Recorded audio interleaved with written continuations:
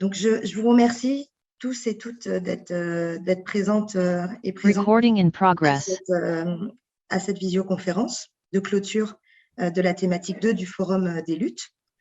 Il y a encore des gens qui sont en train d'arriver et je laisserai assez rapidement la place aux intervenantes, parce qu'elles sont majoritaires, c'est quasiment que des intervenantes, prendre la parole pour cette visioconférence de clôture. Bonjour à toutes et à tous. Je reporte la parole et la voix du groupe jeune de la Confédération paysanne avec qui j'ai fait une réunion cette semaine et du groupe femmes. Donc, je vais essayer d'être concise et d'expliquer tout ce qui se passe au mieux. D'abord, je vais vous faire un constat des problématiques qu'on rencontre à l'installation en tant que femme et en tant que jeune et jeune femme en France. Ensuite, je vais vous expliquer comment on lutte contre ça avec différentes stratégies et un peu les questions que l'on se pose d'articulation de ces stratégies. Donc, en France, pour les jeunes, sur l'installation, on est vraiment contre l'accaparement des terres au profit d'un système agro-industriel qui détruit nos lieux de vie, nos paysages, la biodiversité et nos cultures. Et malgré des outils d'État de protection et de régulation du marché financier, on perd encore 16 000 paysans chaque année. Cela résulte des politiques agricoles qui poussent les fermes à s'agrandir et à investir de plus en plus, à robotiser, à numériser l'agriculture. On ne sait pas si génétiser, ça se dit, mais on le dit. C'est soutenu par des aides comme des politiques agricoles qui vont donner des aides à la surface et non à l'actif sur les fermes. Et c'est renforcé par des montages sociétaires qui vont déjouer la régulation foncière. Et grâce à ces stratégies juridiques, les terres sont achetées. Enfin, c'est plus des terres qui sont achetées, c'est vraiment des parts sociales, un peu comme sur les places financières. On a des fermes du coup qui s'agrandissent, des politiques qui poussent à l'agrandissement, et des fermes qui sont vraiment très grosses. Et quand on est un collectif, un jeune ou sur des systèmes agricoles paysans, on n'a pas les moyens de les récupérer, de les racheter, et elles sont plus du tout adaptées à l'agriculture vraiment paysanne. Ensuite, sur les femmes, je vais vous citer différentes problématiques qu'on a soulevées. On a des femmes au groupe femmes qui n'ont pas réussi à avoir d'accès en fait à des prêts bancaires sans la présence de leur mari, alors que c'est illégal dans la loi et les maris n'étaient pas, en plus, ne s'installaient pas en agriculture avec elles. On a des propriétaires qui refusent que les baux aillent au nom d'une femme et d'un homme sur une même ferme alors que les deux sont associés, et mettre le bail pour la location qu'au nom de l'homme. On a dans le parcours à l'installation, on a des formations obligatoires pour accéder à des aides pour l'installation. Elles sont plus importantes. À chaque fois, on doit faire plus de formations quand on est une femme. Ils jugent important qu'on se forme plus pour les mêmes compétences de base. On a dans les instances administratives des retours de femmes qui y sont et des instances administratives agricoles et foncières où il y a beaucoup de critiques, des remarques sexistes récurrentes, des prix plus chers qui sont posés pour les femmes. On a des différences de traitement des dossiers. On est moins pris au sérieux dans nos dossiers. On doit être beaucoup plus forte et beaucoup plus compétente pour les mêmes installations que les hommes.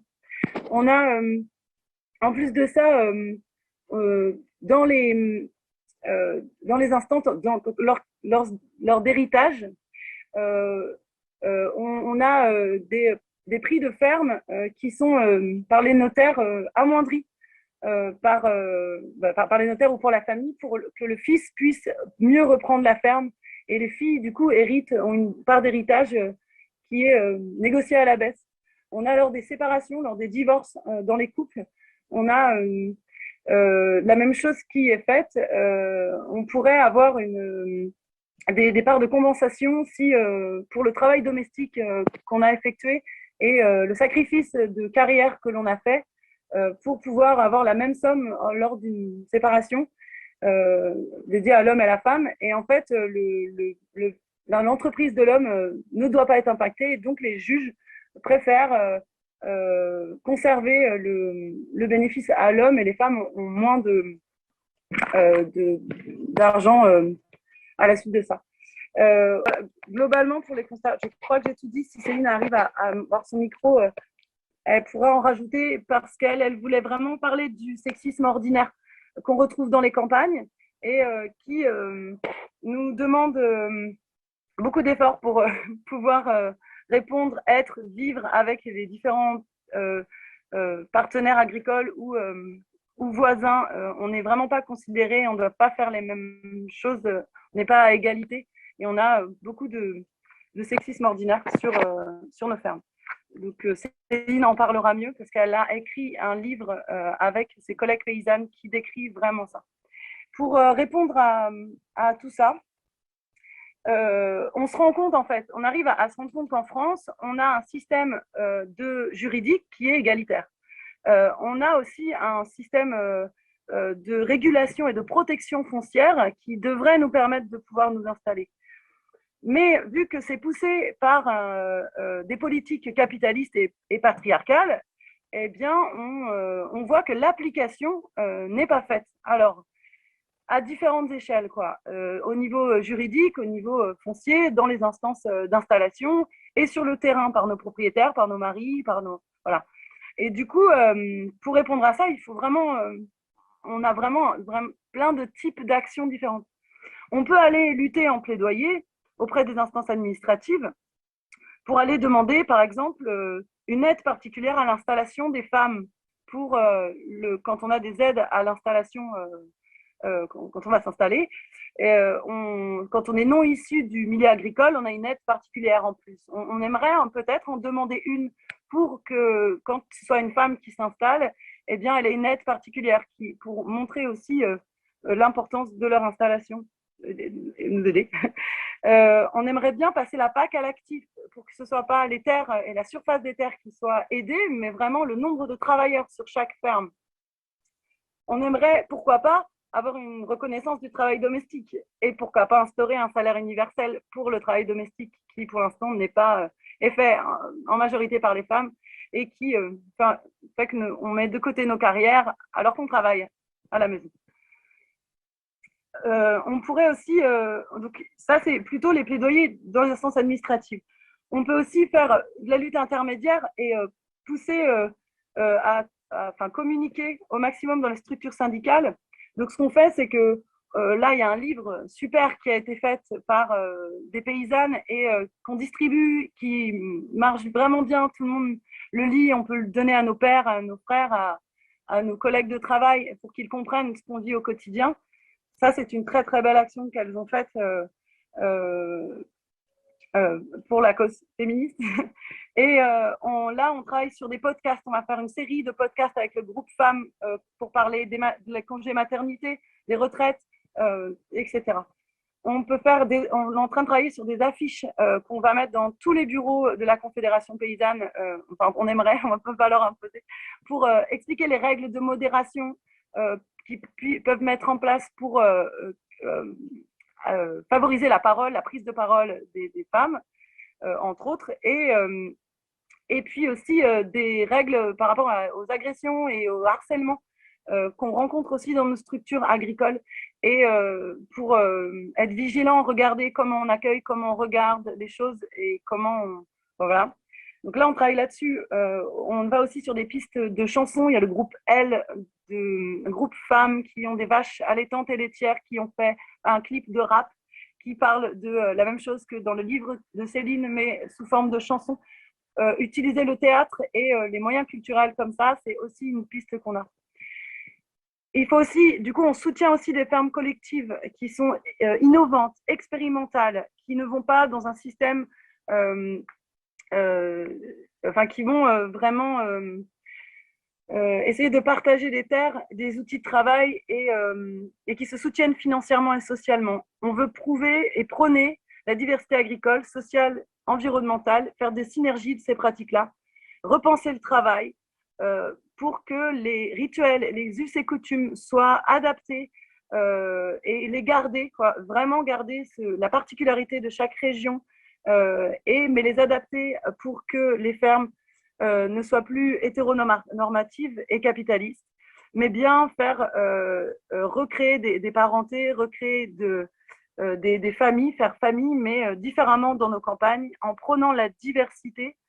J'écoutais de groupes LGBTQI+, qui disaient vraiment la non-binarité, quoi, la non-binarité et la diversité des travails, des espèces animales, végétales, domestiques, euh, et, euh, et sauvage et de vraiment aller voir comment on peut créer de nouveaux systèmes agricoles et sociaux pertinents. Donc là, il y a tout un travail sur le terrain d'accompagner que la Confédération paysanne accompagne aussi ces nouveaux systèmes qui émergent et qui sont qui sont vraiment des belles initiatives et des belles choses. On a des luttes aussi sur le terrain, du coup, un peu plus radicales. Nous, on met en place, du coup, on travaille sur une brigade d'action féministe et paysanne, qui s'appelle la BAF paysanne. La BAF, en français, c'est une plaque, et la BAF paysanne. Et du coup, on veut mettre en place un système d'écoute, d'appel, numéro unique, où on peut appeler les paysannes entre nous pour parler de ce sexisme ordinaire et en même temps d'agression. Et nous, on relayerait la parole vers des instances qui sont qui sont formées vraiment au juridique à la Confédération paysanne ou au foncier. Et aussi d'agir sur le terrain. Avec la BAF, on voulait aussi agir si rien n'était fait au niveau départemental, aller vraiment les défendre sur le terrain et les défendre face à leur mari, propriétaire ou peu importe qui, avec le groupe de femmes. Peut-être faire des formations d'autodéfense. Il y a aussi les soulèvements de la terre, c'est une lutte de jeunes qui s'allient avec de la jeunesse plutôt activiste et écologiste urbaine. Et eux, ils vont occuper des terres pour réinstaller contre des agro-industries et pour réinstaller des jeunes paysans dessus. Donc, il les occupe, ils vont même parfois saboter et ils sont plus dans la lutte vraiment de terrain pour pouvoir foutre un coup de pression vraiment aux industries et à l'État pour montrer que c'est inadmissible de mettre des terres ou des projets agro-industriels qui détruisent l'environnement et la paysannerie. Et donc la question qu'on se pose là, donc là j'ai fini pour le tour un peu de tout ce qu'on fait et de toutes les initiatives, c'est vraiment de se dire comment on peut repenser nos stratégies. Avant, tout le monde était clivé dans c'est d'abord du plaidoyer auprès des instances politiques ou alors il faut aller sur la lutte de terrain. Et là maintenant, on se dit il faut être malin, il faut réfléchir différemment et se dire on repense les stratégies de lutte afin de pouvoir mieux articuler correctement la négociation auprès des instances administratives, le soutien auprès des fermes paysannes pour qu'elles expérimentent de nouvelles formes d'agriculture qui respectent les diversités des vivants, et en même temps se soutenir aussi dans les luttes et les mouvements populaires. Donc, pour reprendre un peu tout ce dont tu as parlé, Lucie, on s'est regroupé avec 5 copines paysannes pour mettre en évidence les mécanismes du patriarcat qu'on vit dans nos fermes et dans nos vies de paysannes. Et on a fait donc cette bande dessinée qui s'appelle Il est où le patron? On aime passionnément nos métiers, mais comme dans le reste de la société, on vit jour après jour des situations qui nous dérangent, car elles nous renvoient sans cesse à notre seul statut de femme et non d'individu autonome. Et c'est la base des situations qu'on a pu illustrer dans cette bande dessinée. Tout ce qui est mis dans la bande dessinée sont des situations réellement vécues. Et donc, on a découpé ça en plusieurs parties sur le patriarcat. Le sexisme, on a voulu parler du sexisme malheureusement ordinaire, celui que vous vivez au quotidien sur vos fermes et dans vos vies de femmes. Ce sont toutes les remarques sexistes du quotidien dans l'exercice de notre métier, au marché par exemple. Et d'autant plus, elles sont difficiles à recevoir quand elles s'inscrivent dans un rapport de double subordination. Par exemple, quand vous recevez ces phrases de la part du maire ou de la part des chasseurs qui utilisent aussi le territoire que nous utilisons, ou de la part des propriétaires.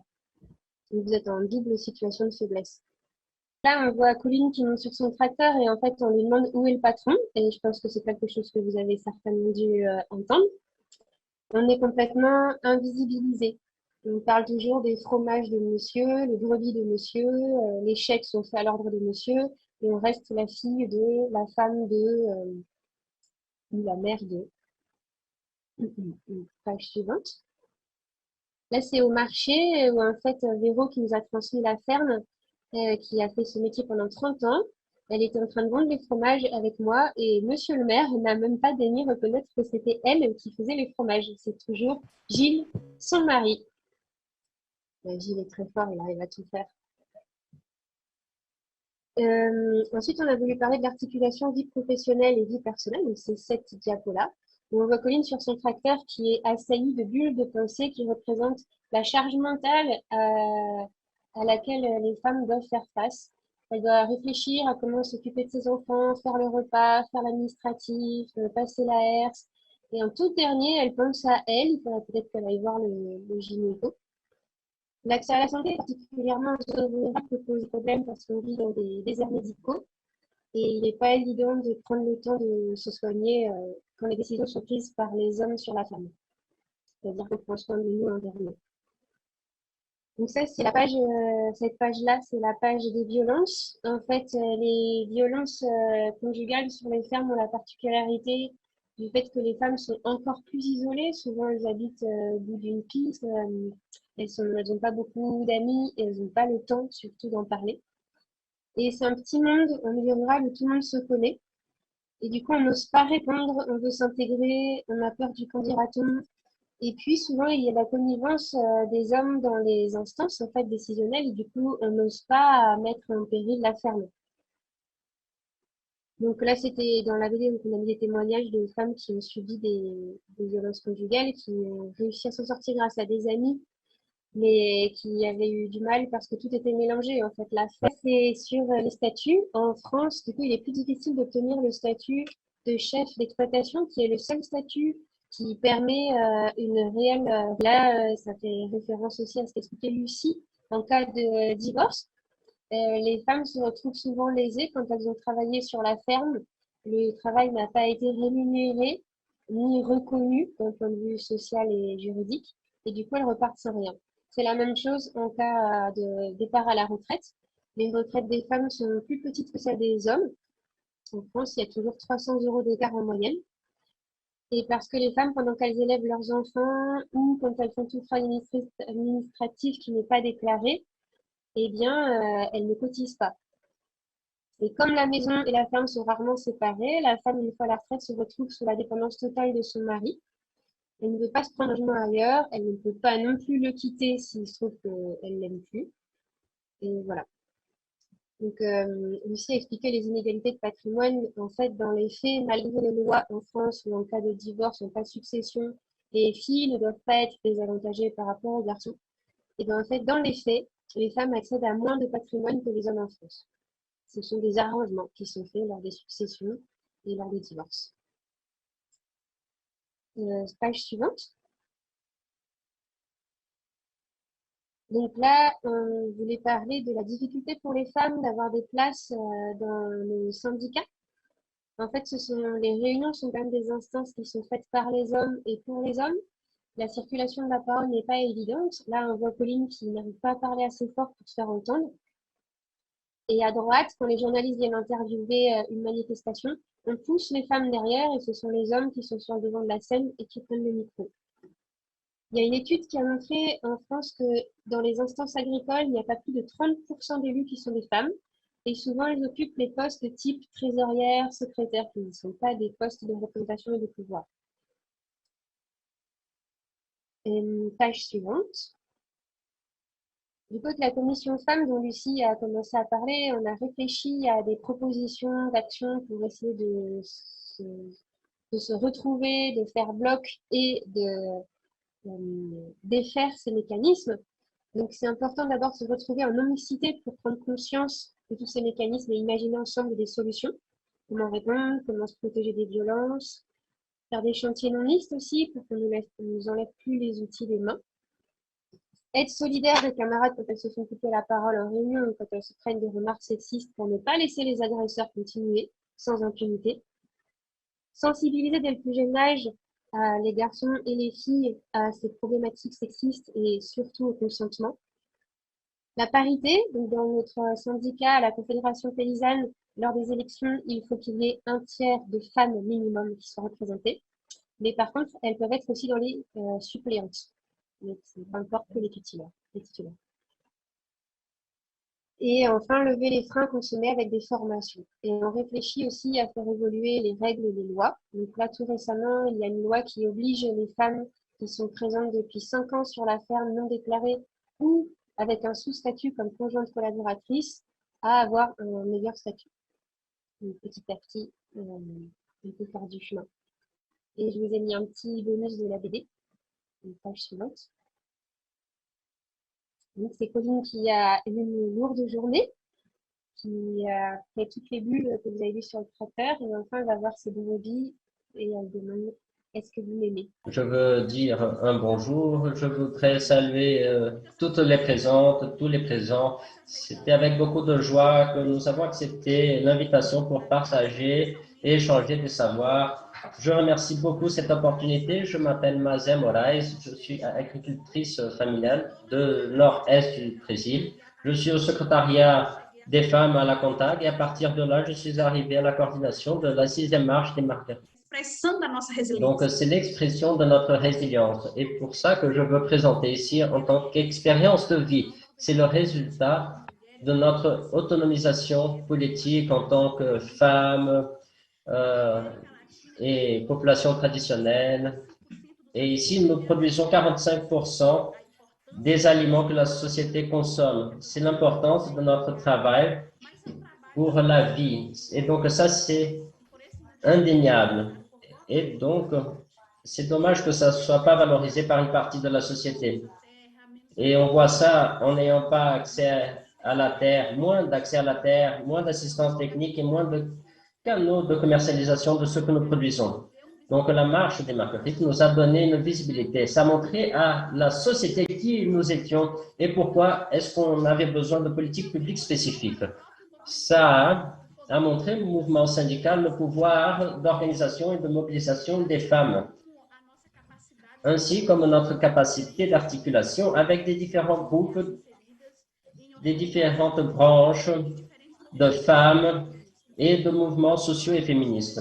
Aujourd'hui, 16 organisations et mouvements font partie de la coordination politique élargie des marches des marguerites. C'est une large action politique qui montre la diversité des femmes dans les champs, dans les forêts.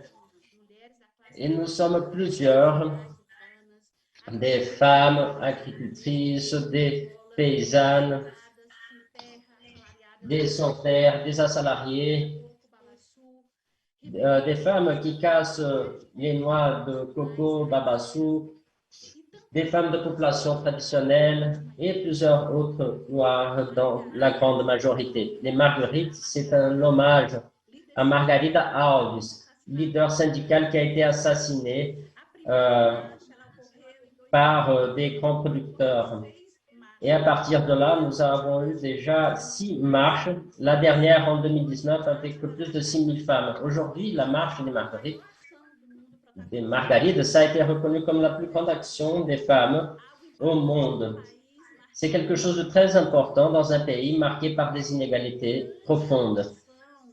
Et pendant l'actuation de la marche des margarides, dans ces dernières 21 années, nous avons eu plusieurs choses que nous avons réussi à faire, comme le mouvement syndical. Nous avons eu des espaces de participation et que c'est un reflet dans les parités entre les femmes et les hommes, dans le MSDR, dans les syndicats, dans les confédérations. Et nous avons eu aussi des gains en ce qui concerne les politiques publiques, que malheureusement, on fait marche arrière avec l'élection d'un gouvernement conservateur d'extrême droite. Et dans la 6e marche des Margarides, on a montré 163 propositions organisées dans 10 axes politiques. Et cette plateforme politique nous guide et à partir de là, nous encourageons les initiatives locales. Nous, les femmes, nous comprenons que quand nous parlons de la lutte pour la terre, ce n'est pas que pour la terre. C'est aussi à propos de nos territoires. Il s'agit de construire un système agroalimentaire durable sur l'agroécologie, sécurité alimentaire, hydrique. C'est protéger notre biodiversité, c'est avoir accès aux biens communs. La lutte est une seule, n'est-ce pas? Là, ce sont des questions présentes dans notre quotidien et qui sont directement liées à la vie des populations et à la reproduction de la vie qui sont menacées par les conséquences de l'action d'un État qui réprime et qui avance sur notre territoire dans un agenda libéral et conservateur et qui attaque la nature et qui mène l'aggravement des conflits agricoles et qui cause des morts avec l'augmentation de la violence. Et c'est à propos de la vie des femmes qu'à partir de la violence, est chaque fois plus cruelle. La lutte pour la terre, c'est aussi la lutte pour le territoire. La demande pour le territoire est plus large que la lutte pour la terre, parce que on a cette question du pouvoir aussi. Et ça nous préoccupe beaucoup. Et quand nous parlons de lutte, conquête, résistance du territoire, là, on parle aux moyens de reproduction de la vie. Eau, fruits, nature, plantes médicinales, de l'eau commune pour les animaux, pour la pêche. Donc, les droits au territoire, c'est accès aux biens communs. Et là, j'apporte la question du Babassou. Quand les femmes qui cassent la noix de coco de Babassou, quand elles vont parler de la valeur d'un arbre, là, c'est aussi la protection de leur territoire, parce que c'est l'espace de vie. Et dans la marche des Margarides, là, on comprend que l'accès aux plantations de Babassou, on comprend comme une lutte territoriale. Parler de la lutte de la terre, c'est parler de la souveraineté alimentaire pour les droits des populations, définir des politiques stratégiques pour consommation et distribution des aliments et parler des aliments et la façon que les aliments sont consommés. Manger, c'est aussi un acte politique. Et là, on parle de la durabilité de la vie. Et là, parler de la souveraineté alimentaire, c'est en ce moment que nous vivons. Ce moment de crise politique extrême, crise économique, politique, face à ce contexte d'augmentation de la faim. C'est pour ça que lors de notre dernière marche en 2019, cette dernière marche, donc en ce moment, notre travail est invisible et tous ces éléments que j'ai évoqués, l'accès à la terre, l'assistance technique, la faiblesse des canaux commerciaux, la marche des Marguerites nous a donné de la visibilité et a montré à la société pourquoi nous avons besoin de politiques publiques spécifiques. Ça a montré également au mouvement syndical notre pouvoir de mobilisation. Et pour nous, c'est quelque chose de très important. C'est pourquoi j'aimerais conclure mon intervention en disant que la marche des Marguerites, elle annonce un féminisme qui se construit sur la base de ce qu'on vit en tant que femme agricole. Et c'est à partir de là qu'on montre notre capacité d'articulation en défense des terres, des biens communs et en faveur aussi de la souveraineté alimentaire et de la justice environnementale. C'est pourquoi je vous invite toutes et tous ici présents afin que vous puissiez participer à cette marche qui aura lieu en août 2023. Et donc, j'aimerais conclure, je viens de conclure, je ne sais pas si j'ai extrapolé le temps, mais quoi qu'il en soit, c'était ce que j'avais à partager en matière d'expérience avec vous concernant la marche des Marguerites, qui est donc la plus grande mobilisation au niveau du Brésil. Donc, merci beaucoup. Je vous remercie pour votre invitation encore une fois et je profite de cette occasion pour saluer l'ensemble de la délégation brésilienne au nom de l'ensemble de nos collègues, de nos camarades. Je vous embrasse. Merci encore une fois. Bonjour à toutes et à tous. Bonjour à l'ensemble des camarades ici présents. Je salue la délégation brésilienne ici présente dans le cadre de ce forum si important. Je m'appelle donc Monica Augusto, je suis une jeune agricultrice familiale. Je produis du café dans l'état de l'Espírito Santo au Brésil et à l'heure actuelle, je suis également la secrétaire aux jeunes au niveau de la CONTAG et présidente également du comité des jeunes de l'UMIPA, qui est donc une organisation internationale, n'est-ce pas? Parler sur cette lutte d'accès à la terre, pour nous autres en tant que jeunes, c'est quelque chose de très important. Je suis une jeune rurale. J'ai obtenu mon premier lopin de terre à 21 ans, mais ce n'était pas dans le cadre de la politique de réforme agraire. C'était un prêt que j'ai obtenu grâce au soutien de ma famille, mais je tiens à souligner que ça a été essentiel. Cela a été essentiel pour ma permanence dans les champs. Donc, le fait d'occuper cet espace dans le cadre de notre lutte en vue d'un accès à la terre, c'est quelque chose de très important pour moi, justement parce que je sais que c'est très important de rester dans la campagne et surtout parce que j'aime la campagne, j'aime la terre. Et donc, ce défi autour de l'accès à la terre, c'est quelque chose de très difficile pour nous autres jeunes ruraux et c'est très problématique ici au Brésil. Je pense que c'est le cas un peu partout, que cette migration des jeunes vers les villes, n'est-ce pas? Donc, c'est quelque chose de très problématique. La jeunesse a un énorme défi devant soi. Elle doit comprendre l'importance, la famille doit comprendre l'importance de la jeunesse. La famille elle-même souvent ne comprend pas ça, que ce soit au niveau de nos luttes, mais sur l'aspect productif aussi. Autrement dit, que les jeunes puissent être protagonistes également. C'est un défi pour nous.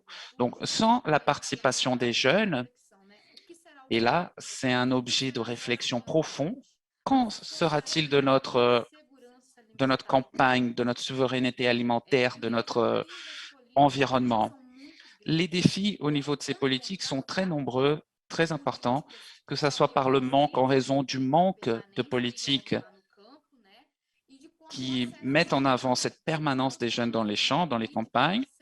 Donc, lorsqu'on a des politiques, l'accès aux jeunes est très difficile. C'est un vrai défi.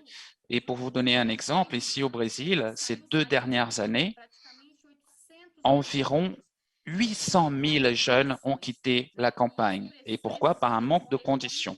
Cela doit donc être mis en avant par nos organisations. Autrement dit, donner de la visibilité à cette importance qu'est celle de la jeunesse. Toutes les organisations doivent faire ça. Sans ces organisations, justement, les jeunes abandonneront la campagne et n'auront pas le soutien de leur famille. C'est pourquoi je tiens à souligner l'importance aussi du forum, cet espace qui permet un dialogue large au niveau international, s'appuyant sur la force de nombreuses organisations, et justement autour de cette thématique de la jeunesse et des femmes. Face aux défis qui sont les nôtres, donc, nous avons eu beaucoup de processus de formation auprès de notre jeunesse, notamment un travail de prise de conscience. Et donc, pour avancer, pour conclure, j'aimerais aussi mettre l'accent sur le programme Jeunes Savoir. C'est un programme qui vise à mobiliser notre jeunesse. Ce programme, donc, on l'étend à nos campements, justement, en vue de la formation de notre jeunesse. C'est un travail d'ores et déjà effectif auprès de notre jeunesse. Et puis, nous menons un travail effectif aussi avec nos festivals de la jeunesse. Nous avons la marche qui vient d'être évoquée par notre camarade Mazet, mais nous avons aussi les festivals, une action grandiose. La mobilisation commence au niveau des communes, puis s'avance vers les régions jusqu'au niveau national pour justement communiquer les envies de la jeunesse. Et l'une de notre principale cause, c'est justement l'accès à la terre. Ça va être notre 4e édition du festival. Ça va être en avril 2023. J'invite les autres organisations à participer également. C'est une action qui rassemble environ 5000 jeunes, des jeunes issus des champs, des forêts, afin que l'on puisse dialoguer, que l'on puisse discuter les envies de la jeunesse et sa permanence à la campagne. C'est ça la lutte de notre organisation. Et donc, pour conclure, j'aimerais demander à notre camarade Alonso qu'il partage des photos de nos actions récentes, les actions récentes que nous avons menées dans le cadre de notre lutte pour la terre. Donc, Alonso, si vous pouvez avancer. Ça, c'est un travail de base qu'on a mené récemment. Dans les autres forums, on a évoqué cet espace. Il me semble que les membres de ce groupement sont présents ici. On avait mis à disposition le lien pour que tout un chacun puisse participer. C'est un campement dans l'état de l'Espírito Santo. C'est un programme de formation destiné à notre jeunesse. Autrement dit, un espace très important où on mène des actions concrètes parce que la jeunesse doit comprendre notre lutte pour y rester, justement. Ici, nous avons des actions que nous avons menées dans nos États. La jeunesse elle-même qui s'organise, qui présente ses causes, son agenda. C'est une activité qui a été faite dans l'État du Pernambouc, dans le nord-est du Brésil. On peut passer au slide suivant. Donc, ici, encore un exemple d'un autre État, c'est Alagoas, avec justement ce programme Jeunes Savoir et ces formations auprès de la jeunesse, une action de base donc au niveau des municipalités. On peut passer au slide suivant. Ici, on a commencé récemment un travail dans une école, ici dans l'EDF, dans le district fédéral. C'est donc une activité dans une école et l'année prochaine, on veut mener une activité avec 350 jeunes, une activité de base. Toute cette école est située dans un campement. C'est pourquoi nous devons valoriser la participation de la jeunesse, des jeunes. Dans le cadre de ces espaces-là, l'école nous a ouvert les portes pour qu'on puisse mener ce travail auprès de la jeunesse. C'est très spécial pour nous. On va entamer ça plus sérieusement l'année prochaine, mais ces rencontres ont déjà été un moment important pour nous. On peut passer au suivant, Alonso. Et ici, on retrouve une mobilisation autour du Festival de la jeunesse. C'était la dernière édition du festival en 2015. Nous n'avons pas réalisé le festival l'année dernière en raison de la pandémie, mais quoi qu'il en soit, notre but est de pouvoir le faire en 2023. Autrement dit, on sera dans les rues, la jeunesse fera ses revendications, revendiquera ses droits. Donc, je ne sais pas, oui, je pense que c'était le dernier slide. Merci beaucoup.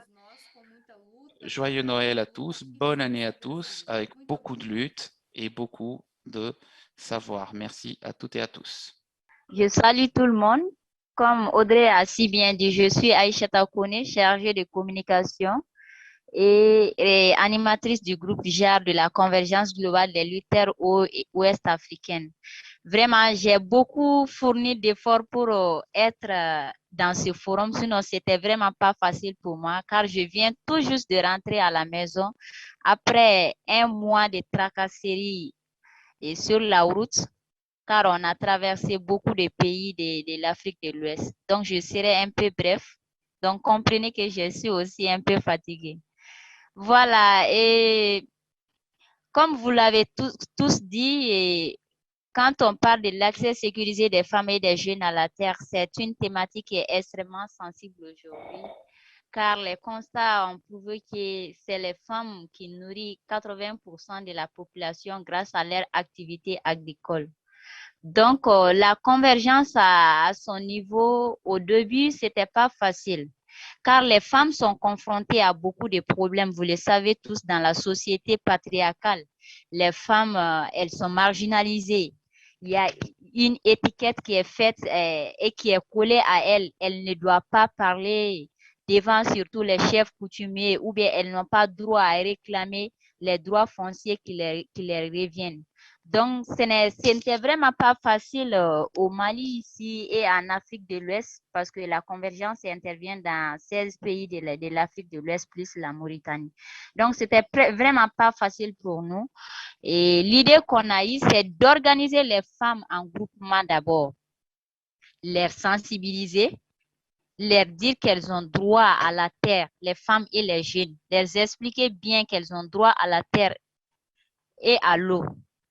Après cela, nous avons rapproché les chefs coutumiers, les leaders communautaires qui ont la facilité de leur donner des champs pour qu'elles cultivent ou qu'elles fassent des maraîchages.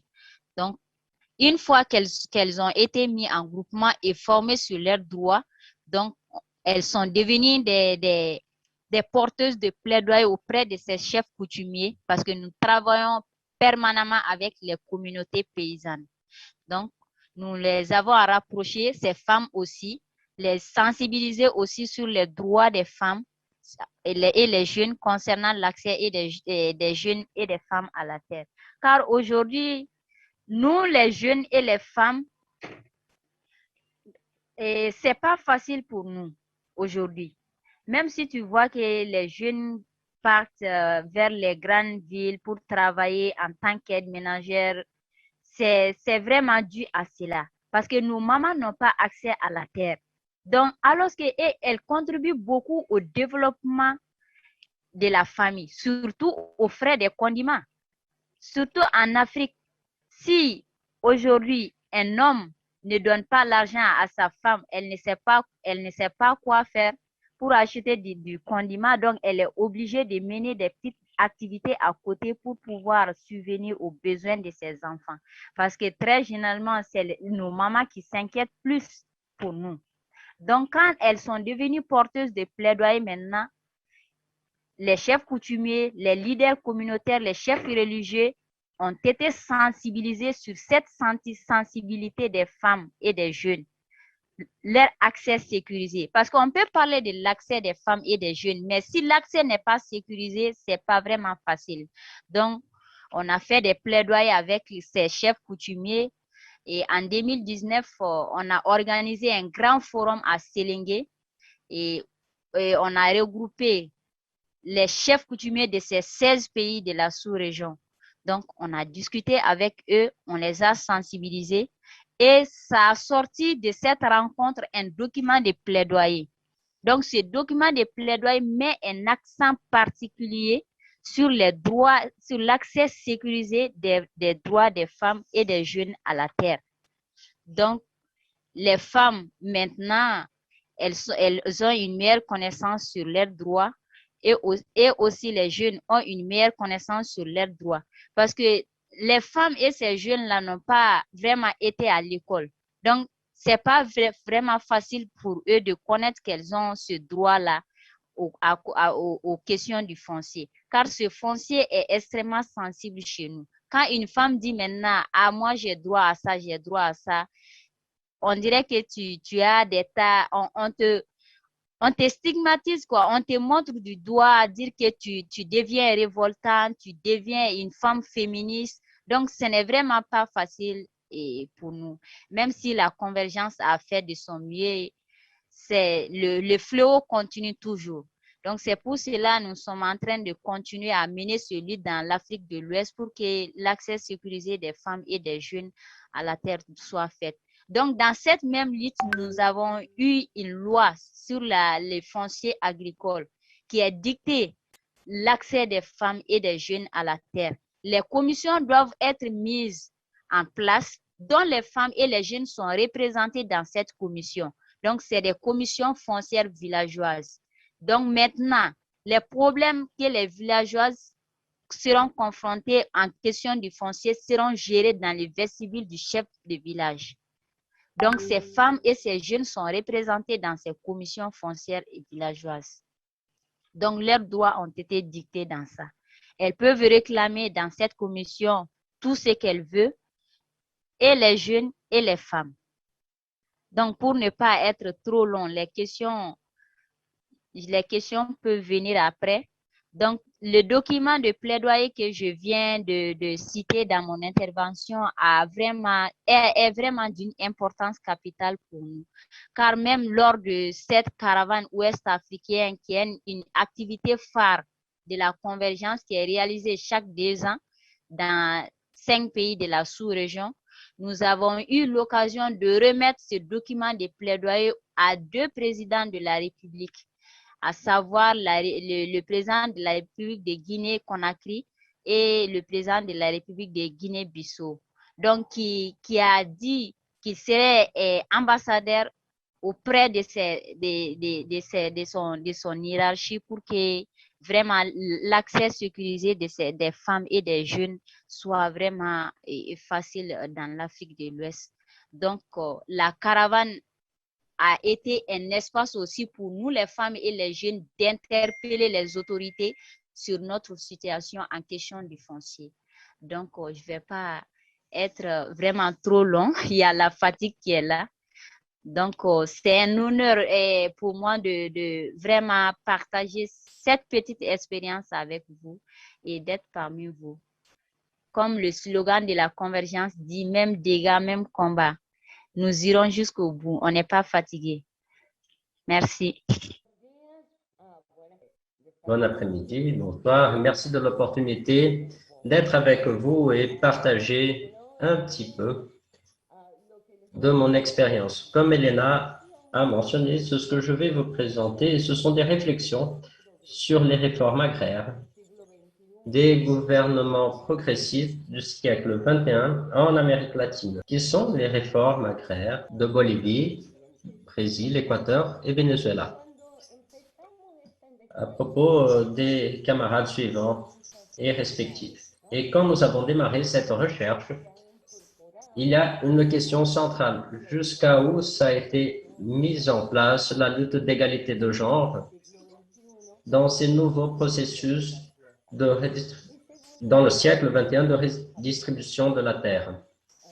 Deuxième, quel est le rôle des mouvements sociaux dans la redistribution de la terre avec l'équité de genre? Mais pourquoi ces 4 pays?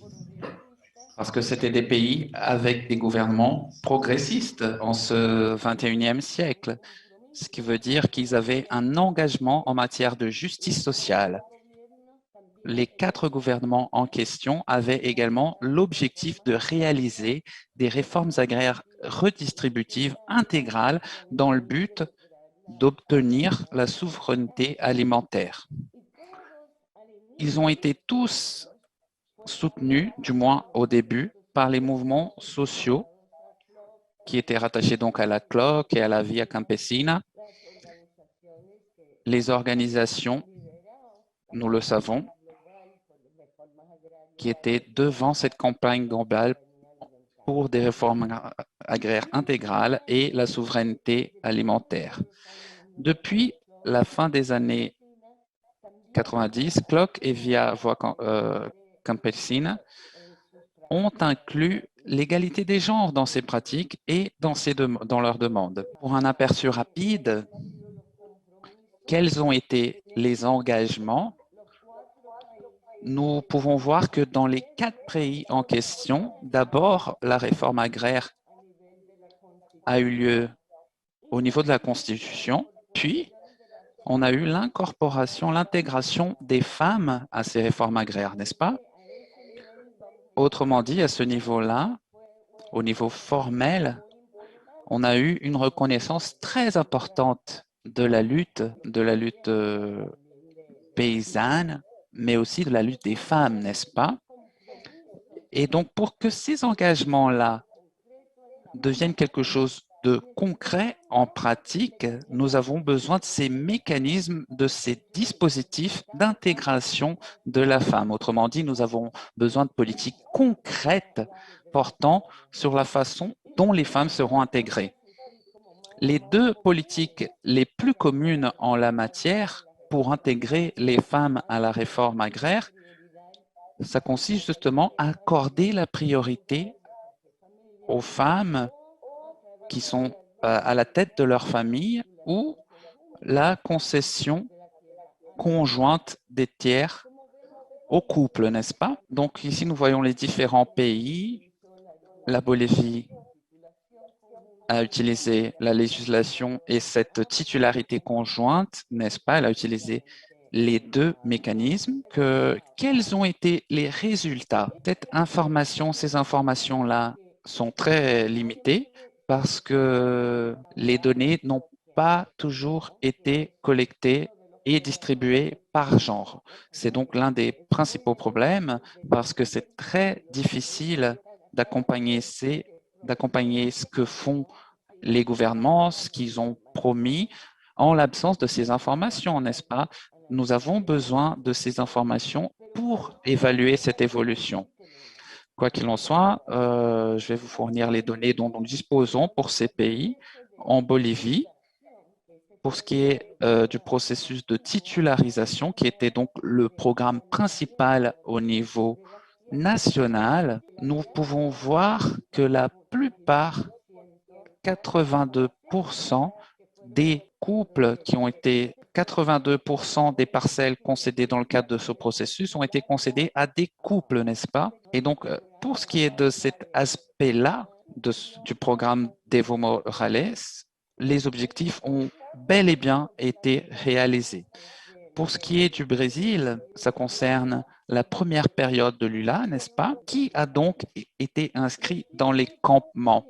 Et dans ce cas-là, nous avons aussi un pourcentage décent, correct, puisque un tiers des bénéficiaires de la réforme agraire étaient des femmes, n'est-ce pas? En ce qui concerne l'Équateur, notamment le cas des associations équatoriennes qui fonctionnent comme des campements, on a pu encore une fois intégrer un tiers de bénéficiaires femmes. Mais encore une fois, il faut mettre en avant le fait que ce qui a été fait en Équateur au niveau de ces associations, c'est très peu. Le nombre total de bénéficiaires n'était pas significatif, bien que l'Équateur soit plus petit relativement que la Bolivie et le Brésil. En ce qui concerne le Venezuela, jusqu'à présent, on n'a pas pu trouver de données ventilées par genre, par sexe. C'est pourquoi nous ne pouvons pas dire grand-chose à ce sujet. Donc ça concerne les personnes naturelles, n'est-ce pas? Mais un autre aspect de ces réformes agraires dans certains de ces pays, c'était la concession de terres collectives.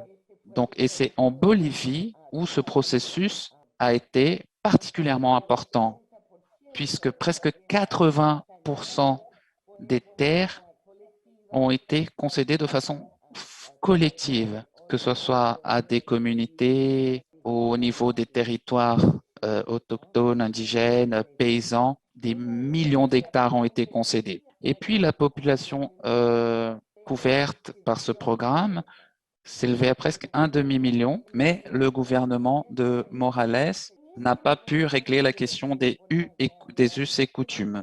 Dans ce processus de réforme agraire, nous avons eu peu de terres expropriées et redistribuées. Donc, nous avons une grande quantité de paysans sans terre qui demandaient des terres, justement.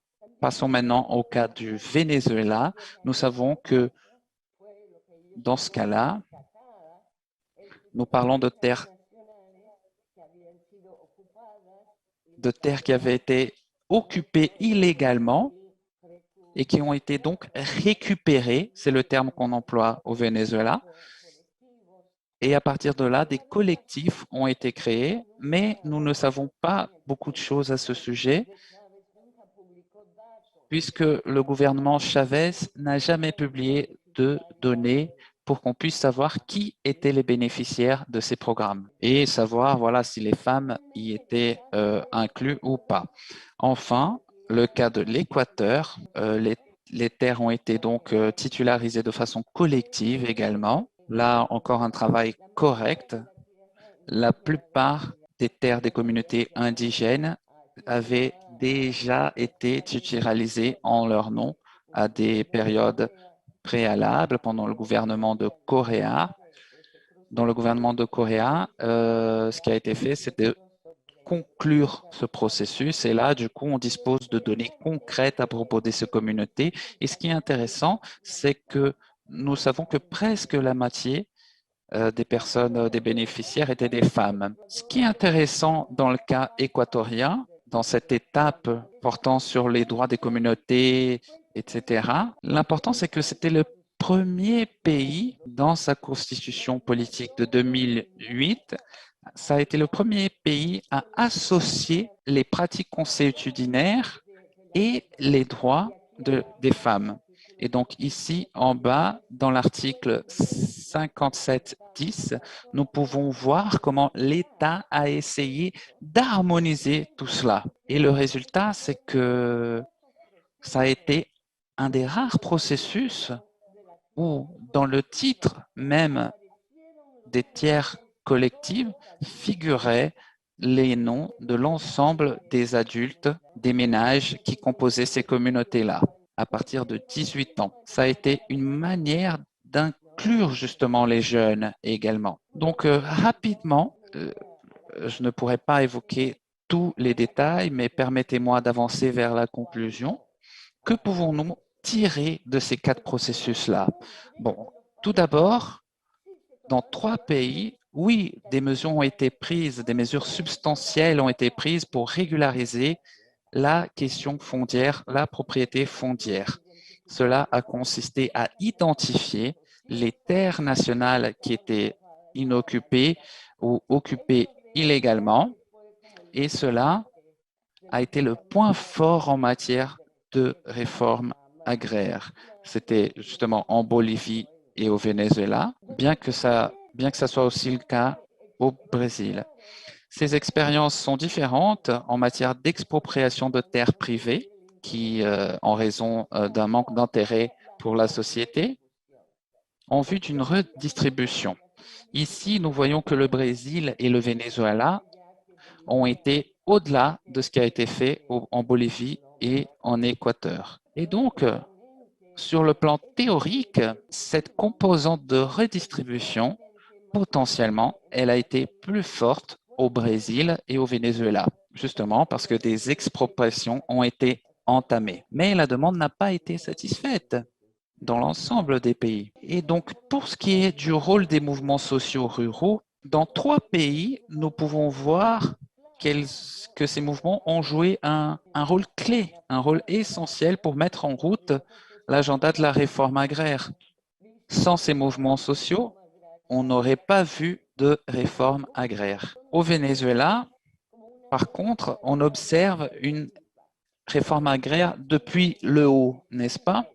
Ça ne veut pas dire que les organisations rurales n'étaient pas présentes, mais elles n'étaient pas sur le devant de la scène dans leurs contextes nationaux. Pour ce qui est du rythme de la réforme agraire, le rythme qui a pu être obtenu, c'est clair dans le cas du Brésil, avec le rôle historique également de la CONTAG, du MST, des femmes rurales autonomes qui se sont organisées autour justement de la réforme agraire. Mais à notre sens, le grand facteur limitant, c'est le poids politique économique des secteurs agro-exportateurs. C'est donc ça qui a été un obstacle au rythme de cette réforme agraire, en particulier en Bolivie, au Brésil et en Équateur.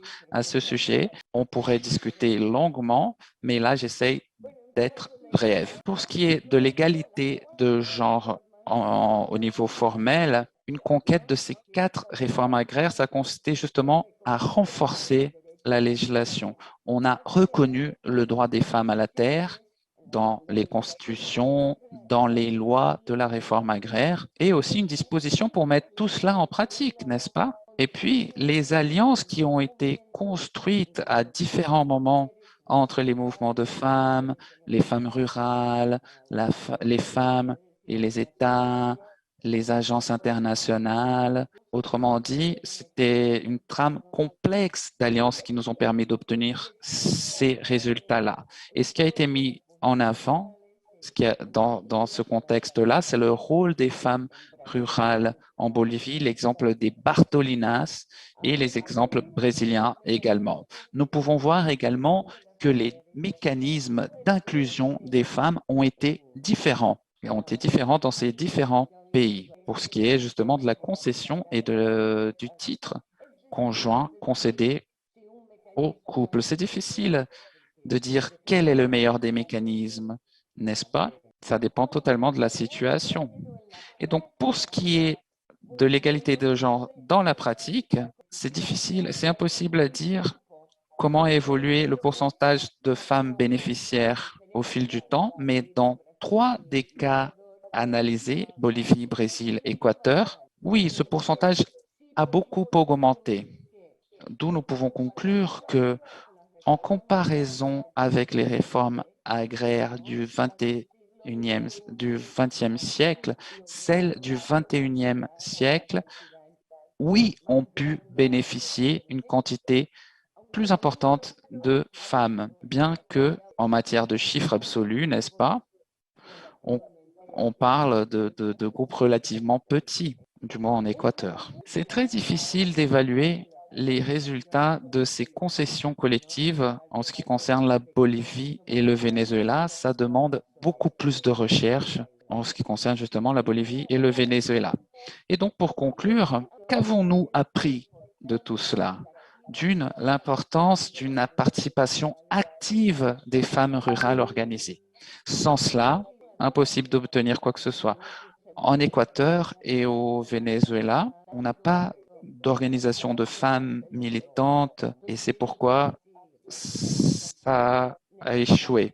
C'est une condition essentielle mais insuffisante à la réussite. Et puis, l'importance de ces mécanismes, de disposer de mécanismes spécifiques visant à l'inclusion des femmes, en plus de la volonté politique, n'est-ce pas? Nous connaissons l'importance de tout cela dans la réalisation de politiques publiques.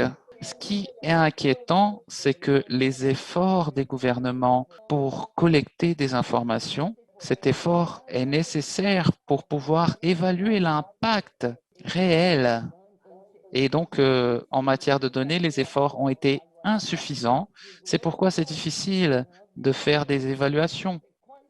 Difficile de dire combien de femmes ont été bénéficiées, quels en sont les résultats sur le long terme. Donc, c'était ça que j'avais à vous dire. Merci pour votre attention. Bonjour, bonjour à tout le monde. Merci pour l'invitation à faire cette synthèse des nombreux documents qui ont pu être échangés ces dernières semaines. Donc, la commande qui m'a été faite, c'est de proposer des points pour le débat autour de l'ensemble des matériaux, à la fois les échanges sur le chat, les posts de vidéos, les documents complémentaires, mais aussi les interventions qui viennent d'être faites. Donc, autour de la question de l'accès des femmes et des jeunes à la terre, et plus largement aux ressources, dans la diversité des contextes au nord et au sud, et comment donc, au travers de tous ces documents, émergent un certain nombre de questions que je vais proposer de présenter pour lancer les débats. Rappelons tout d'abord qu'il y a 3 questions qui ont été posées dès le départ et qu'il est important de reprendre. Premièrement, le choix de mener de front le débat sur les femmes et sur les jeunes n'allait pas de soi, il ne va toujours pas de soi pour tout le monde. Donc, les questions sont pourquoi et avec quels intérêts porter dans le débat conjointement la question des femmes et des jeunes dans l'accès aux fonciers et aux ressources. Leur situation relève effectivement de situations qui peuvent être similaires, comme leur place dans les rapports, qu'on pourrait dire articulés, de pouvoirs patriarcaux et de génération, sachant que de ce fait, les jeunes filles sont dans une situation de plus grande précarité ou de plus grande domination que les garçons, on pourrait le supposer. Mais dans le même temps, les situations peuvent être distinctes. On voit bien que les collègues de l'Afrique de l'Ouest, de la convergence des luttes, ont souhaité particulièrement porter la justesse de ce débat dans l'articulation donc entre ces 2 groupes d'acteurs. Deuxième question, l'intervention de Carmen Dire et aussi Bina Agarwal, une économiste indienne qui est intervenue cette semaine sur les mêmes sujets, montre que les avancées législatives que l'on observe à travers le monde ne sont pas garantes nécessairement d'une avancée dans la lutte contre les inégalités. En quelque sorte, l'idée d'égalité inscrite dans les lois ne suffit pas à faire changer les pratiques. même lorsque le droit affirme l'égalité homme-femme au niveau de l'héritage et de l'enregistrement des terres, dans la pratique, les inégalités liées au patriarcat structurent toujours les rapports de pouvoir homme-femme. Comment dès lors faire changer cette différence structurelle de traitement et de considération entre hommes et femmes? Troisième question, on le voit bien, les témoignages, souvent très prenants, parce qu'ils nous font vivre de près les violences qui s'exercent à l'encontre des communautés paysannes et des femmes, insistent sur l'importance de la coordination et de la solidarité internationale pour continuer les luttes. Les organisations paysannes sont présentées comme des lieux essentiels de changement des rapports de pouvoir en interne pour permettre aux femmes et aux jeunes non seulement de faire entendre leur voix, mais aussi, concrètement, de participer à égalité aux prises de décision. Quelles sont donc les mesures prises concrètement au sein des organisations paysannes pour renforcer la place des femmes et des jeunes en leur sein et au sein des communautés? Et quel chemin reste-t-il à parcourir pour dépasser des aspects qui peuvent être parfois incantatoires ou formels? Ces trois questions devraient structurer les débats qui vont s'ouvrir. Et afin de conforter leur justesse, je me permets de relever des éléments complémentaires issus de l'analyse des différents documents qui sont disponibles. Un premier point, une similitude de traitement de la place des femmes en agriculture dans les contextes des Nord et des Sud. On l'a bien vu dans la présentation de la bande dessinée, là, Où est le patron? Cela signifie que la question des inégalités d'accès au foncier et aux autres ressources, même si elle prend des dimensions diverses selon les contextes, s'inscrit dans des inégalités structurelles des rapports sociaux de genre et des inégalités cumulées autour de l'éducation, par exemple, de la santé, de l'alimentation. La modernisation agricole, qualifiée de révolution verte dans les contextes des Suds, a renforcé les inégalités de genre au profit d'une figure masculine hégémonique, renforçant la marginalisation et l'invisibilité du travail des femmes sur les fermes. On a pu appeler ça aussi la domestication du travail des femmes. On voit bien donc que l'articulation patriarcat-capitalisme agraire explique qu'en dépit de l'évolution des législations et des statuts des femmes paysannes, évolution liée aux luttes féministes, et donc même si le droit à l'héritage est égalitaire dans bien des contextes entre les filles et les garçons, en particulier ça a été dit pour la France, les hommes sont favorisés par les normes sociales, et ce, quels que soient les contextes, et là aussi la France n'est pas exempte de ces situations. La publication récente de travail de sociologues françaises Bessières et Golac là, sur le genre du capital le montre bien. Deuxième point, les violences à l'encontre du monde paysan face aux attaques des grands projets, que ce soit des grands projets de l'agro-industrie autour des monoproductions, des plantations, que ce soit autour des projets touristiques de luxe, que ce soit les extractions minières ou que ce soit aussi les zones de protection de la nature. Ces grands projets, ces attaques et ces violences sont structurelles et se sont accrues depuis les années 90 et l'avancée des politiques néolibérales, et on sait aussi qu'elles se sont accrues durant la période du Covid. La situation au Brésil montre bien que les avancées sociopolitiques sont fragiles et réversibles. Les paysans et les paysannes, leurs communautés et les femmes et les jeunes en leur sein souffrent et dénoncent la superposition des violences. Impossibilité de vivre décemment de son travail en raison de prix fluctuants et bas, difficulté de produire des aliments sains, fragilité des services publics en milieu rural dont se préoccupent grandement les femmes, étant donné leur charge mentale, notamment par rapport à l'éducation et la santé de leur famille. Les femmes souffrent donc de violences spécifiques liées au patriarcat. On peut parler de continuum des violences dans les couples, dans les organisations, face à l'État et aux grands propriétaires. Les femmes, vous m'entendez toujours? Oui, c'est bon? Oui. Les femmes peuvent s'organiser en groupes non mixtes. Il a été présenté dans le cas de la France, mais aussi au Brésil, ils le font grandement. Donc, les brigades de femmes, la proposition de la Confédération paysanne à l'instant. Les violences et plus largement le manque de perspective pour les jeunes les encouragent souvent à choisir un destin hors de l'agriculture, fragilisant de ce fait les communautés et les combats politiques. Mais il arrive aussi, c'est le cas en Inde, l'Inde n'a pas été évoquée, je disais qu'il arrive aussi, c'est le cas en Inde, ça n'a pas été, le cas indien n'est pas évoqué, mais c'est le cas aussi en France, que les mères encouragent leurs filles à quitter la terre et à ne pas se marier à un paysan. Et c'est là le point ultime de déstabilisation du monde paysan et de sa capacité à se reproduire. La question du célibat non souhaité des hommes qui n'est pas abordé dans les débats, mais que je souhaite inviter à la discussion, est pourtant un phénomène douloureux. Un autre point, il existe une grande diversité des situations et les règles coutumières ne sont pas immuables, comme tout construit social. Celles-ci évoluent selon les contextes. Les règles ne sont pas monolithiques. Il existe de grandes différences selon les communautés religieuses ou autres. Les normes sociales dites traditionnelles n'imposent pas non plus et toujours des inégalités aux femmes, et elles peuvent aussi leur garantir des droits d'usage du foncier, par exemple, et promouvoir une reconnaissance qui ne repose pas sur des droits privés.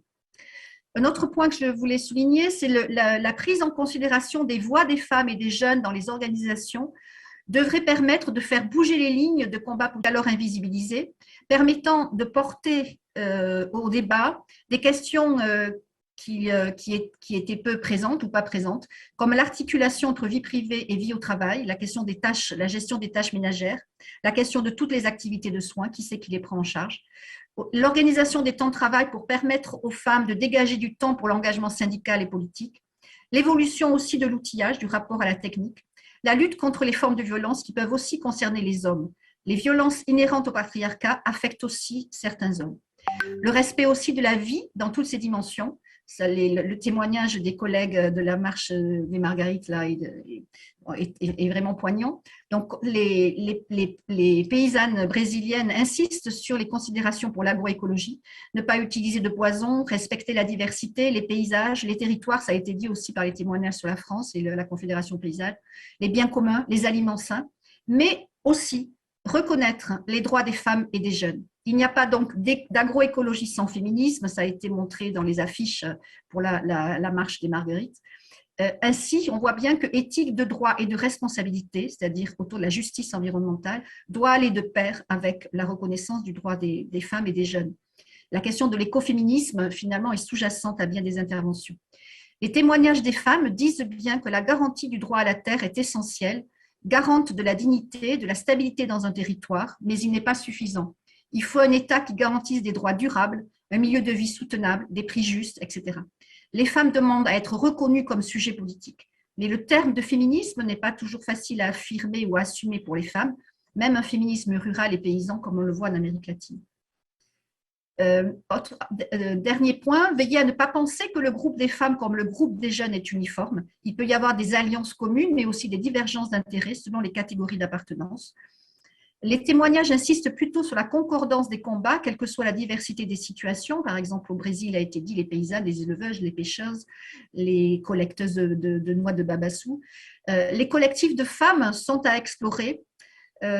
Collectifs autour du foncier, autour de la gestion de matériel en commun, comme les articulations des luttes avec les luttes urbaines, il a été dit dans les interventions sur la Confédération paysanne, avec les luttes urbaines par exemple, mais aussi les articulations avec les autres mondes, le paysan, recherche, et à ce titre, je suis ravie d'être parmi vous, activistes, au profit d'une convergence des luttes, pensez aussi les formes de communication, la bande dessinée est exemplaire à ce titre, des films aussi qui peuvent être très engageants, c'est-à-dire repenser les stratégies en articulant les plaidoyers politiques et les luttes de terrain, renforcer les temps de formation politique des jeunes et des femmes.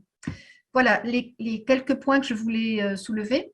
Et aussi dire en conclusion que dans la construction des plaidoyers ou dans la construction des articulations, il faut aussi s'appuyer sur la continuité des discussions et la conférence, les débats en 2016 ont produit aussi des textes qu'il serait intéressant de reprendre pour comprendre comment ils ont pu être appliqués.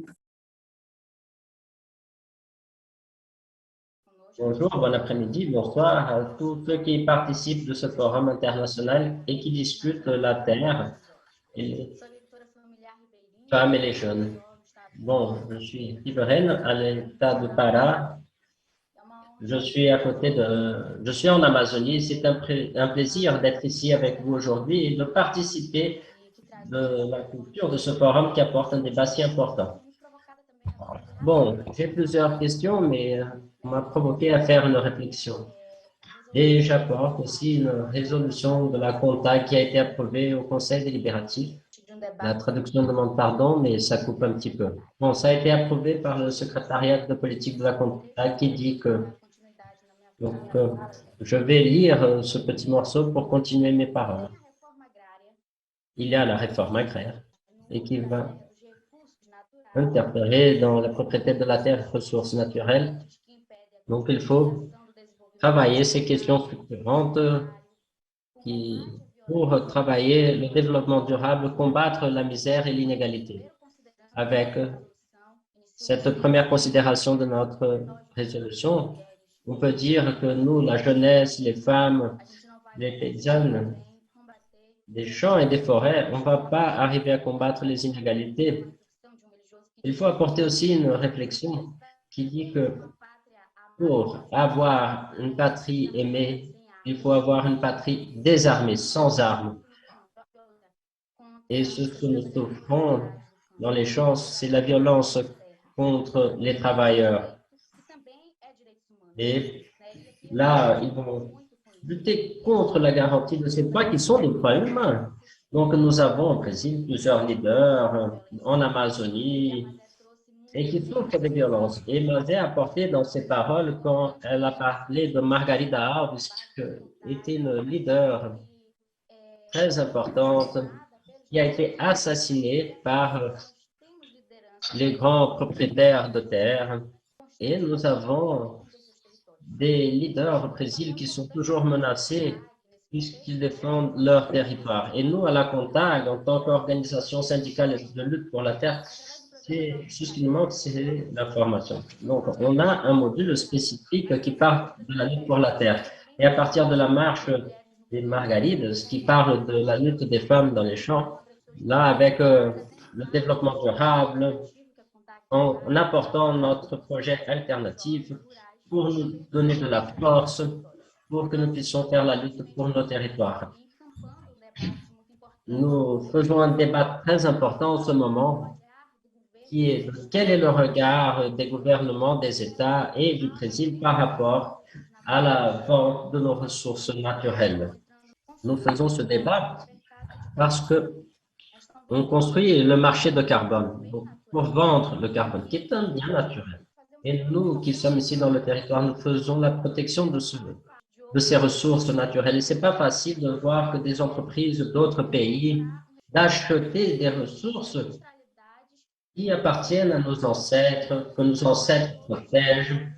Et là, ils vont faire tout ça dans d'autres territoires et maintenant ils veulent acheter des carbones des populations qui ici habitent. Donc, il faut faire une articulation des jeunes et des femmes pour renforcer ce débat de l'importance d'être dans les chambres.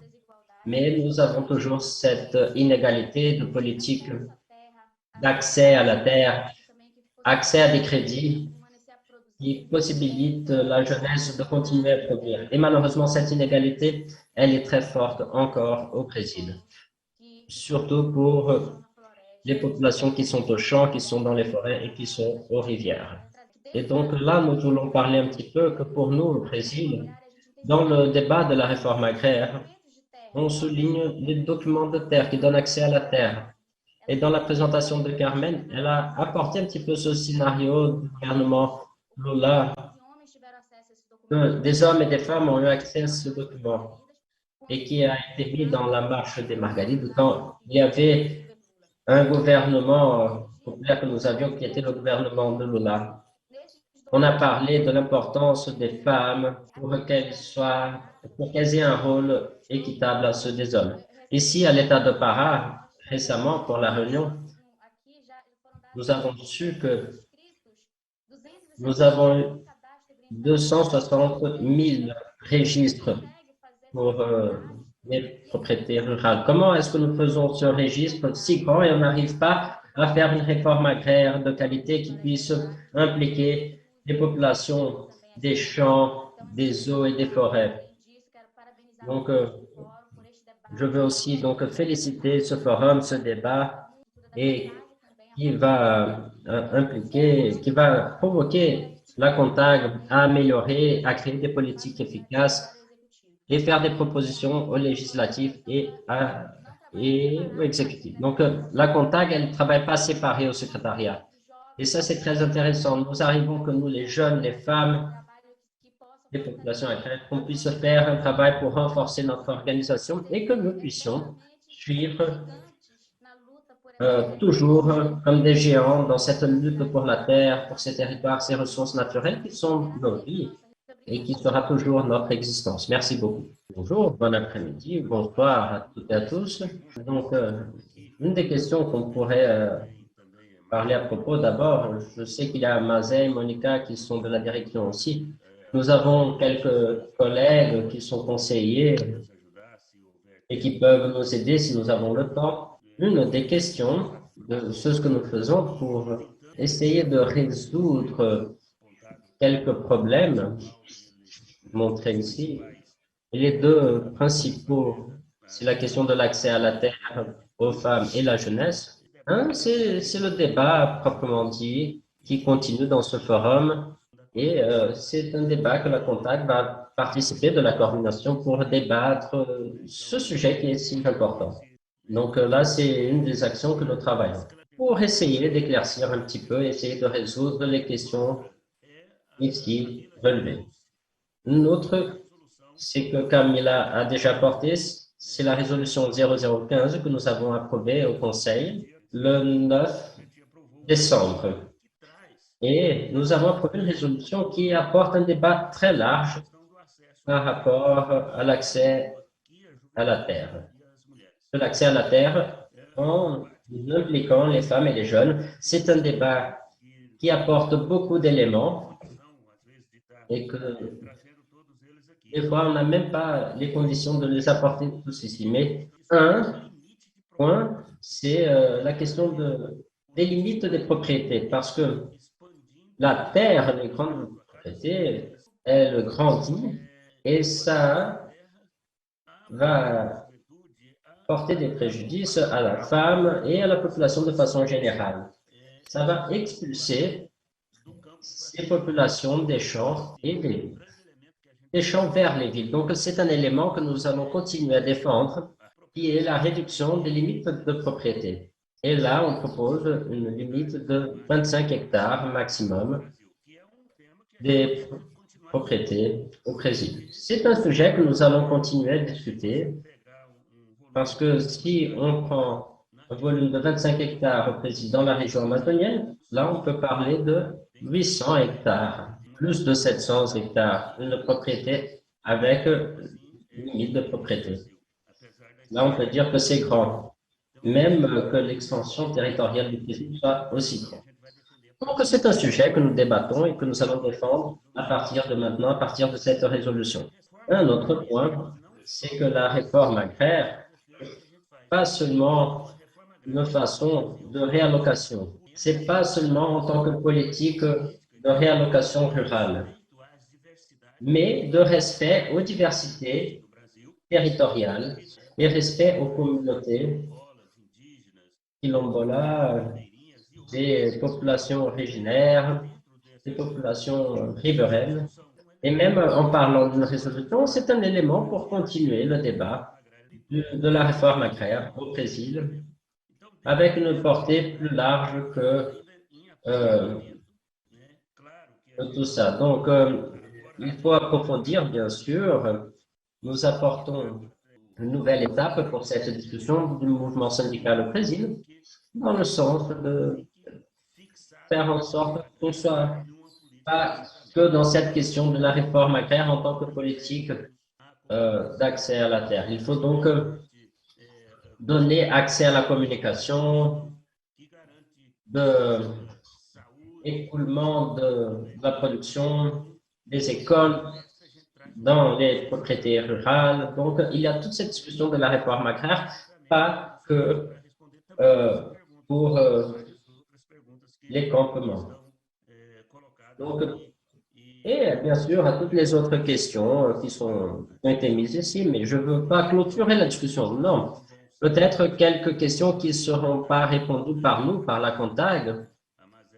Et bien sûr, il y a d'autres personnes ici, comme Mazet, Monica et plusieurs conseillers.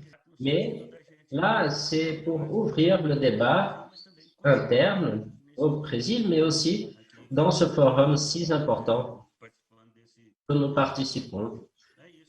comme cet événement d'aujourd'hui. Donc, c'est ça pour démarrer la collaboration. Non, mais moi, je voulais rebondir sur le fait que Hélène a bien insisté. Je pense que c'est encore une fois important de le dire. C'est qu'il n'y aura pas de... La place des femmes dans le monde paysan, la place des femmes pour l'accès à la terre n'aura pas lieu si on ne parle pas vraiment de féminisme paysan. En fait, il faut que ça soit intégré à tous les échelons et dans nos organisations aussi et surtout. Malheureusement, encore aujourd'hui, dans nos organisations syndicales et paysannes, on utilise un peu les femmes, entre autres pour les élections, comme des bouche-trous ou comme des potiches. Et ça, franchement, je le dis parce que c'est encore le cas partout autour de nous et en particulier dans nos organisations. Et je pense qu'il faut vraiment qu'on ait toutes et tous conscience que, en fait, nous, on est capable en tant que femmes de nous exprimer autant que les hommes. On est capable d'avoir des stratégies fines pour les luttes à mener. Et je pense qu'il faut qu'on se sente, nous, femmes, capables de nous mettre en action. On a une capacité de mouvement, une capacité collective, une écoute. Il y a des sociologues qui ont travaillé là-dessus, une écoute très grande et une faculté de construire collectivement des propositions très concrètes. Et je pense que là, c'est pour ça que je me rends compte, même pour intervenir aujourd'hui, les femmes de la commission femmes, il y en a beaucoup qui hésitaient à intervenir, à participer, à prendre la parole parce qu'elles ne se sentaient pas légitimes. Et en fait, ça, il va falloir qu'on arrête, nous, en tant que femmes, en tant que militantes, en tant que paysannes, il va falloir qu'on arrête de se sentir moins légitimes que les hommes. Parce que chez nos homologues masculins, eux prennent la parole à tout bout de champ et ne se posent jamais la question si leur intervention est légitime. Et je pense vraiment, j'entendais Aïchata parler, la caravane de la convergence globale des luttes ouest-africaines a passé 20 jours là. Moi, j'ai un peu suivi de près ce qui s'est passé. Je me suis rendu compte que les femmes, jour après jour, prenaient de plus en plus de place au sein de la caravane parce que je pense qu'elles se sentaient de plus en plus légitimes pour s'exprimer. Et on ne changera pas le modèle paysan, le modèle agricole, sans que les femmes prennent toute la place qui leur est due. Et voilà, moi, c'est vraiment un appel du coup à mes camarades paysannes pour dire, en fait, on est toutes capables d'être sur le devant de la scène, on est toutes capables de tenir tête à des ministres, à des administratifs et aussi à des leaders syndicaux et politiques. Il faut vraiment qu'on se sente soutenus aussi par nos homologues masculins, justement, pour prendre cette place-là. Voilà. Du coup, c'était juste pour dire qu'il n'y aura pas de révolution agricole sans féminisme paysan et il faut vraiment qu'on le prenne en compte à tous les niveaux de la lutte, quoi. Merci. Merci beaucoup, camarade. Donc, je vais rebondir sur ce qui a été dit dans le chat, une question générale qui a été posée sur le chat concernant la question très concrètement de savoir quelles ont été les actions prises par nous autres pour pointer, pour mettre en avant ces points qu'on a évoqués. Et donc, j'aimerais dire que l'une des questions importantes qui fait que nous puissions faire ces dialogues, ces débats face à tout ce contexte de recul, n'est-ce pas, que nous connaissons ici au Brésil, à la suite du coup d'État de l'élection d'un gouvernement d'ultra-droite qui nie les droits à la seule façon possible d'avancer avec le renforcement de nos organisations. Tout cela, ça a lieu autour justement de la marche des Marguerites, n'est-ce pas? C'est pourquoi nous menons un processus de formation. La marche des Marguerites a cette façon-là de dialoguer avec la base. C'est autour de ce processus de formation, justement. Autrement dit, la marche des Marguerites ne se résume pas à cet événement, à cette de mobilisation et d'articulation na base. Então, à partir de todo esse articulation auprès de nos bases, n'est-ce pas? Donc, face à ce contexte de recul qu'est le nôtre, nous constatons que la seule façon d'avancer avec notre marche des Marguerites, c'est justement de continuer cette marche et puis notre agenda politique qui suppose des avancées importantes pour nous. Et donc, j'aimerais vous exemplifier la création du plan national de la travailleuse rurale avec des unités mobiles dans tous les États. Et grâce à ces unités mobiles-là, ça permet d'accueillir plus d'1 million de femmes dans le pays. Ça a été une conquête pour nous autres grâce à la Marche des Marguerites. Une autre conquête un autre acquis qui nous semble essentiel, c'est la question de la titulation du titre conjoint des terres, n'est-ce pas, dans le cadre de la réforme agraire. Autrement dit, que nos noms figurent dans ces titres, c'est essentiel. Et puis, une autre question, la révision des critères de sélection qui sont enregistrés, qui sont inscrites dans le registre, justement pour faciliter l'accès à la terre des femmes et des jeunes. Enfin, rebondir sur ce qui a été dit par un camarade, les avancées au sein du milieu syndical, du mouvement syndical, ça a été très important. La parité des genres au sein du mouvement syndical, dans toutes les instances du mouvement syndical, c'est très important. Aujourd'hui, la CONTAG, la Confédération des travailleurs des agriculteurs familiaux. Aujourd'hui, nous sommes dans un contexte paritaire dans notre direction. 3 femmes, 3 hommes, ça s'élargit. C'est le cas aussi dans les autres États et c'est le cas aussi de nos instances au niveau municipal. C'est donc ça que j'aimerais vous dire. Et puis, pour ce qui est de la question, cette dernière question qui a été posée, c'est essentiel pour que nous puissions renforcer.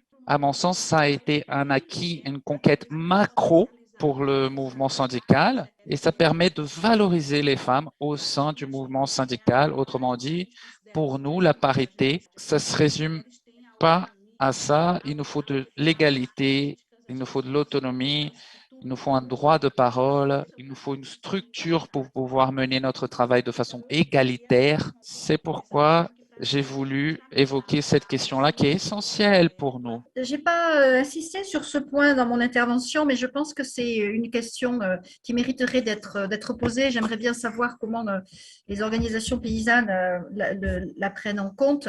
Quand je parlais de la reconnaissance des femmes comme sujet politique et quand j'insistais sur la prise en compte des travaux sur le féminisme, c'est évidemment pour la reconnaissance et les luttes pour les droits, mais c'est aussi porter des débats sur la manière dont, quand on pense en féministe en quelque sorte, il y a aussi des propositions concrètes qui remettent en cause aussi les manières de donner de la valeur. Par exemple, on sait que les jardins, souvent, qui sont entre les soins des femmes, les jardins autour des maisons, le potager, le maraîchage, les petites cultures, etc. Tout ça, ça a été invisibilisé par la modernisation agricole au profit des grands champs, même la recherche agronomique a complètement délaissé toutes les activités qui sont souvent entre les mains des femmes. Alors, il ne s'agit pas de dire qu'elles doivent rester entre les mains des femmes, puisque la lutte, c'est aussi de partager les responsabilités. Mais ce que je veux dire, c'est que penser en féministe, c'est aussi redonner de la valeur à… c'est modifier, réfléchir à comment on construit de la valeur et où est-ce qu'on la place. Donc, ça suppose pour les organisations paysannes non seulement de laisser de la place aux femmes, mais aussi de réfléchir à la manière dont elles pensent cette construction du rapport à la nature, du rapport aux autres, du rapport à la communauté. Enfin, bon, voilà. Je pense que c'est des questions épistémologiques aussi qui doivent être posées au cœur du débat.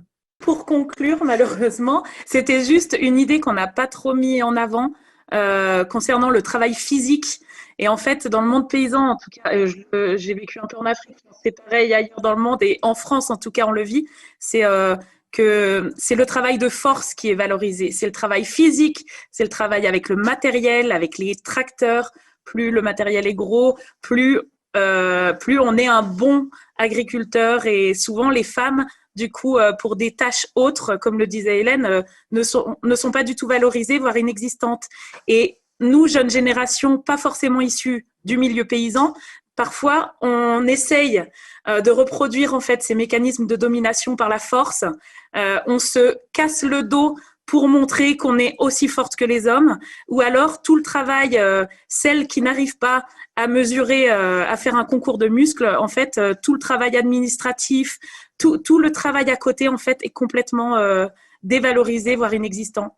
Et ça, faut vraiment qu'on arrive à changer les choses pour montrer qu'en fait, la gestion sur une ferme, c'est c'est autant important que le travail physique, si ce n'est plus, et qu'une mauvaise gestion, voilà, ça nous mène droit dans le mur, et que souvent, c'est les femmes qui tiennent la gestion de la ferme. Et ça, on ne le valorise pas du tout, quoi. Du coup, voilà, je pense que l'histoire du travail physique, du rapport de force, question muscle, je pense qu'il faut qu'on y travaille et qu'on réfléchisse à cette question-là, quoi. Merci. On va terminer cette visioconférence. Et voilà. Merci beaucoup. Bonne journée, bonne fin de journée à tout le monde.